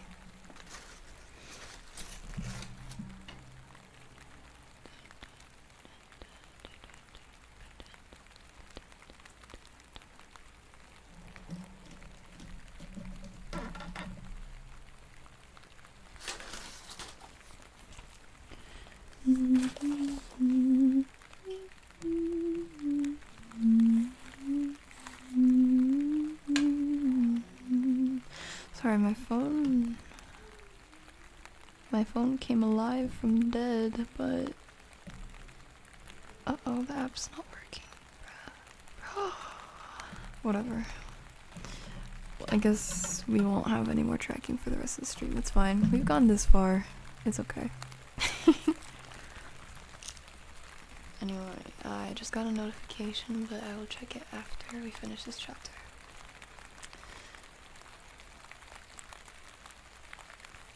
The model prayer. And when you pray, hey, look at that, we just prayed. When you pray, you shall not be like the hypocrites, for they love to pray standing in the synagogues and on the corners of the streets, that they may be seen by men. Assuredly, I say to you, they have their reward. But you, when you pray, go into your room, and when you have shut your door, pray to your Father who is in the secret place. And your Father who sees in secret will reward you openly. And when you pray, do not use vain repetitions as the heathen do, for they think that they will be heard for their many words. Therefore do not be like them, for your Father knows the things you have need of before you ask him. In this manner, therefore, pray. Our Father in heaven, hallowed be your name. Your kingdom come, your will be done, on earth as it is in heaven. Give us this day our daily bread, and forgive us our debts, as we forgive our debtors. And do not lead us into temptation, but deliver us from the evil one. For yours is the kingdom, and the power, and the glory forever. Amen. For if you give men their trespasses, your heavenly Father will also forgive you. But if you do not forgive men their trespasses, neither will your Father forgive your trespasses. Fasting to be seen only by God. Moreover, when you fast, do not be like the hypocrites, with a sad countenance, for they disfigure their faces that they may appear to be men fasting, or they may appear to men to be fasting. Assuredly, I say to you, they have their reward. But you, when you fast, anoint your head and wash your face, so that you do not appear to men to be fasting, but to your Father who is in the secret place, and your Father who sees in secret will reward you openly. Lay up treasures in heaven.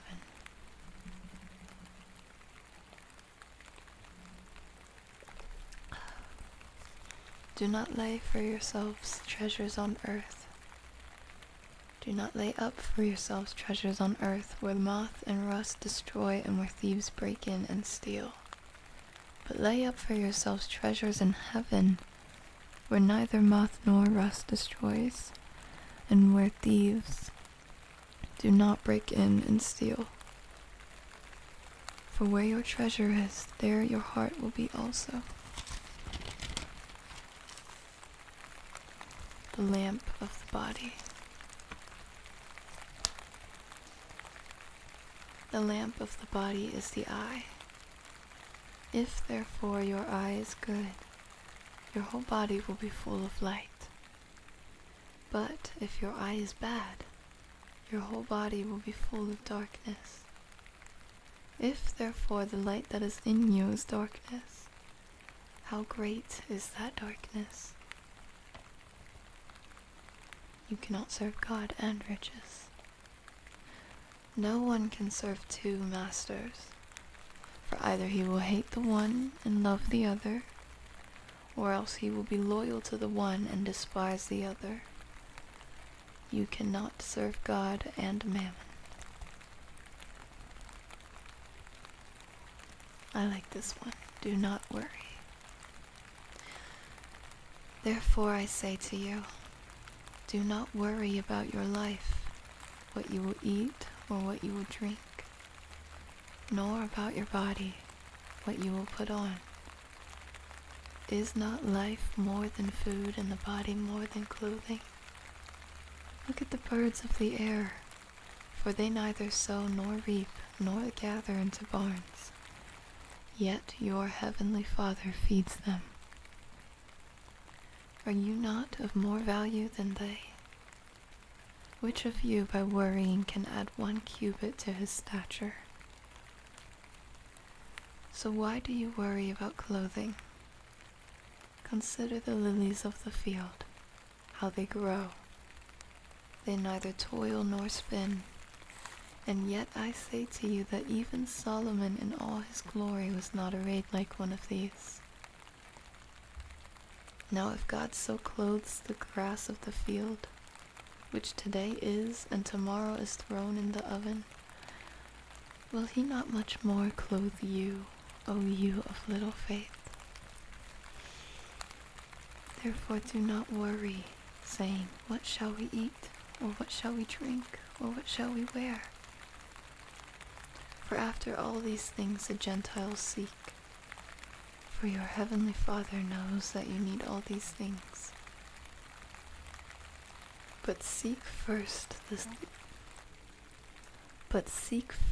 the kingdom of God and his righteousness, and all these things shall be added to you.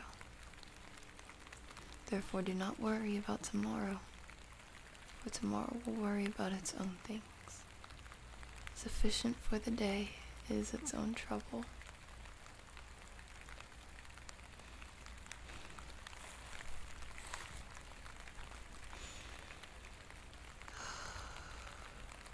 Okay. Chapter 7. Do not judge. Judge not, that you be not judged. For with what judgment you judge, you will be judged. And with the measure you use, it will be measured back to you. And why do you look at the speck in your brother's eye, but do not consider the plank in your own eye? Or how can you say to your brother, let me remove the speck from your eye, and look, a plank is in your own eye? Hypocrite! First remove the plank from your own eye, and then you will see clearly to remove the speck from your brother's eye. Do not give what is holy to the dogs, nor cast your pearls before swine, lest they trample them under their feet, and turn and tear you in pieces.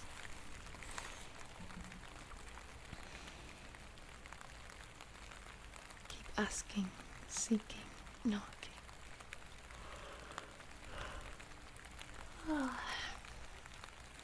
Ask, and it will be given to you. Seek, and you will find. Knock, and it will be opened to you. For everyone who asks receives, and he who seeks finds, and to him who knocks it will be opened. Or what man is there among you who, if his son asks for bread, will give him a stone?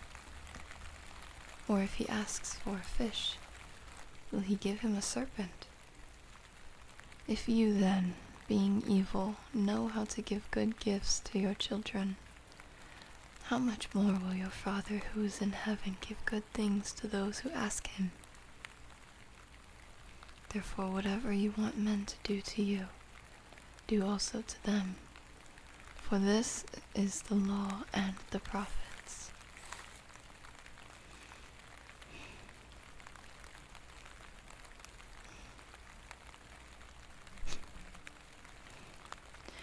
The narrow way.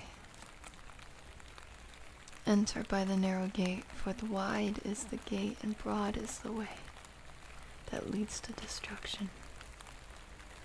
And there are many who go in by it, because narrow is the gate, and difficult is the way which leads to life, and there are few who find it.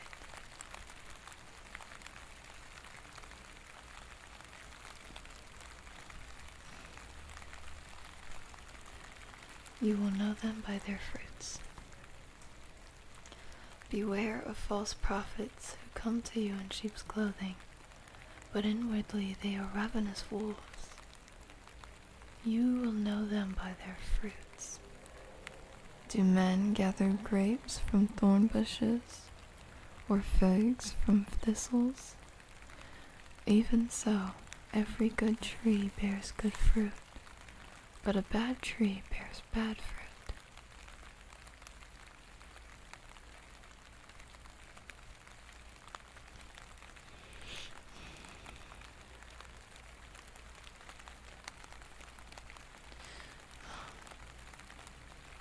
A good tree cannot bear bad fruit.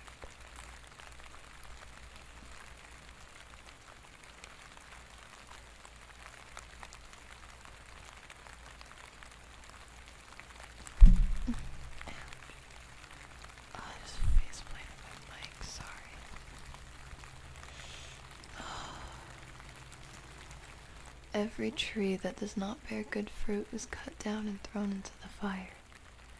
Therefore, by their fruits you will know them.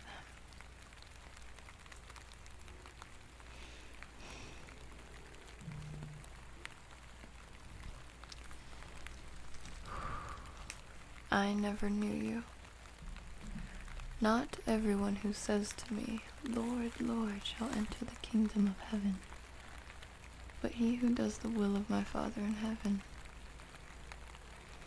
Many will say to me in that day, Lord, Lord, have we not prophesied in your name, cast out demons in your name, and done many wonders in your name? And then I will declare to them, I never knew you. Depart from me, you who practice lawlessness.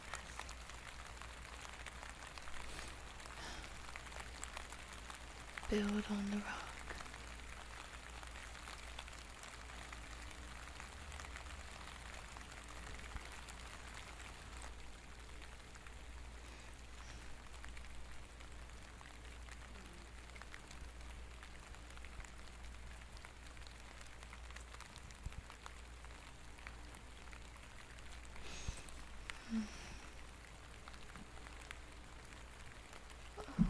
Almost there, okay. Build on the rock. Therefore, whoever hears these sayings of mine and does them, I will liken him to a wise man who built his house on the rock.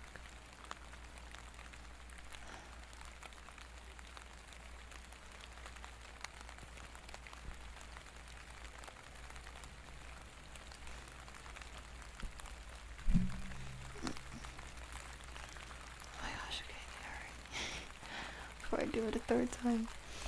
Therefore, whoever hears these sayings of mine and does them, I will liken him to a wise man who built his house on the rock. And the rain descended, the floods came, and the winds blew and beat on that house.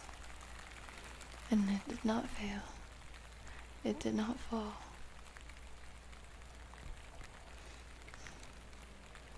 And it did not fall, for it was founded on the rock. But everyone who hears these sayings of mine and does not do them will be like a foolish man who built his house.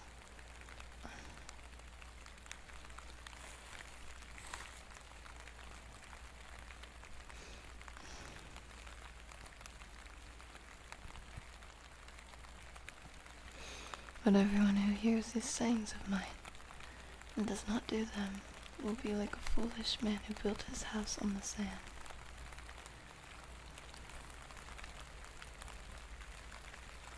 And the rain descended, the floods came, and the winds blew and beat on that house.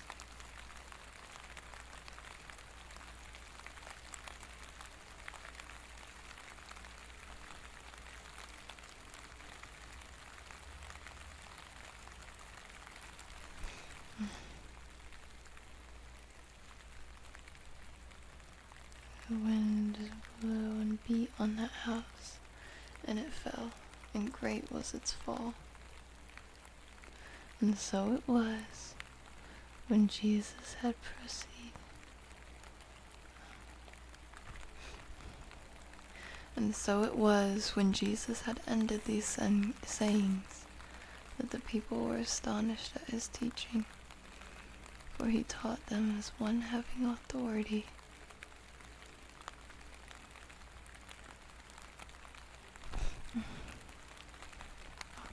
I almost smacked you guys with the mic this time. Alright.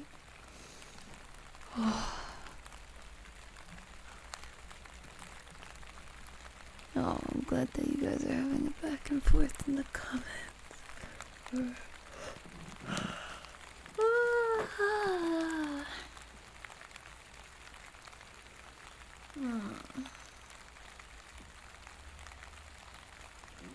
Now you could talk about the pinned comment.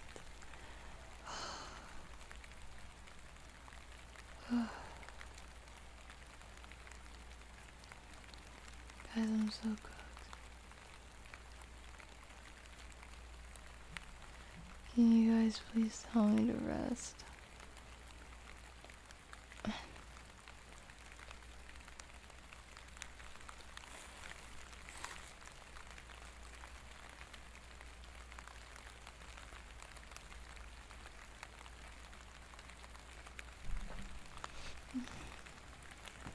I just touched my forehead. Do it again. Okay, guys, I'm gonna clock out now. Thank you for being an enjoyment this stream yet again. Time to get rest. Go to bed. Go to bed. Thank you. Rest and food. Oh yeah. Thank you. Okay. And you too, guys. Rest if you need it, and power up if you need it. Love you guys. Take care. God bless you. Before I go, let me look at this. I got a notification that says I received a gift on Throne. I don't want this to go unthanked in case this is anyone here.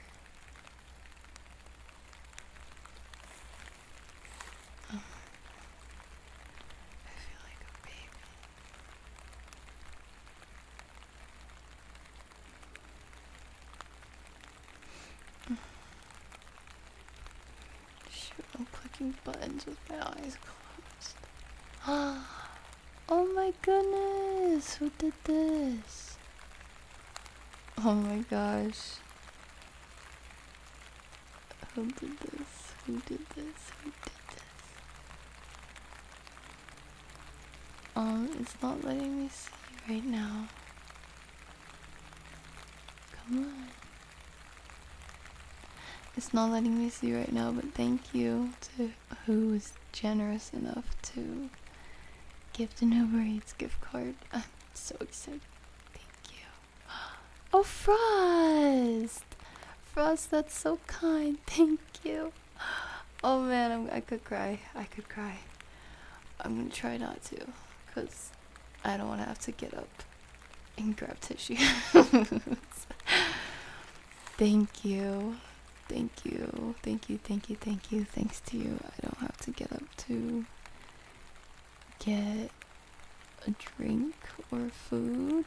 Question mark. Frost, tell me what I should get. Guys, God bless you all. Please keep safe out there. Keep happy. Love is always thinking of you. And yes, we can address the pin comment in the next stream too. I hope you guys had a good discussion about it, and I hope you're feeling more positive than when you came here too. It's always what I want. Made it to the boba shop. Hey! I hope you're getting matcha. Enjoy your boba. You guys are amazing. I love you. See you next time. Take care.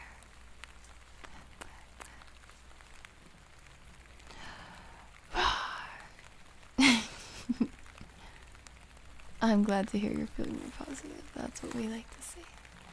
Oh yeah.